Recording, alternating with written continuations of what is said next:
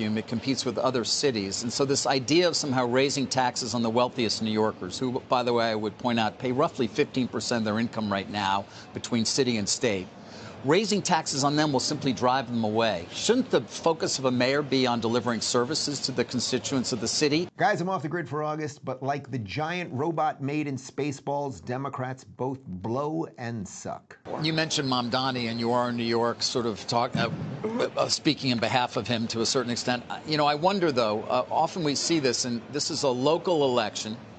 New York does not operate in a vacuum. It competes with other cities. And so this idea of somehow raising taxes on the wealthiest New Yorkers, who, by the way, I would point out, pay roughly 15% of their income right now between city and state, raising taxes on them will simply drive them away. Shouldn't the focus of a mayor be on delivering services to the constituents of the city and doing that by raising the most revenue as possible without chasing businesses and the high-income taxpayers out of the city? Because they can go to Austin, they can go to Dallas, they can go to Atlanta, they can go to Nashville. This is your issue. It's a national issue, not a local issue. The issue is affordability. Do you know how many working families are chased out of New York City every day because they can't afford housing, they can't afford groceries, they can't afford child care?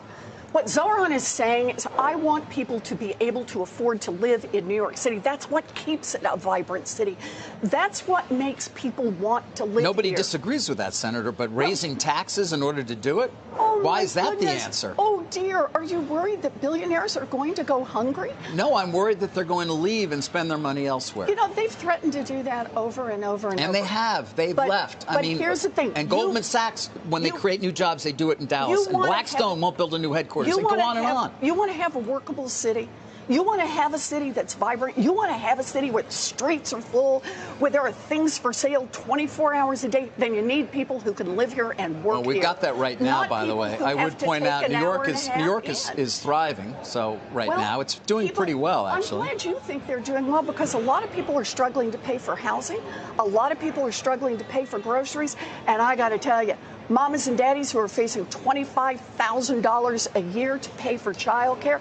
Those are national issues. I mean, I know they are the local state, but you can't. Yes, but if you deal with them in that way, by what is always your backup, just tax them more, they will leave.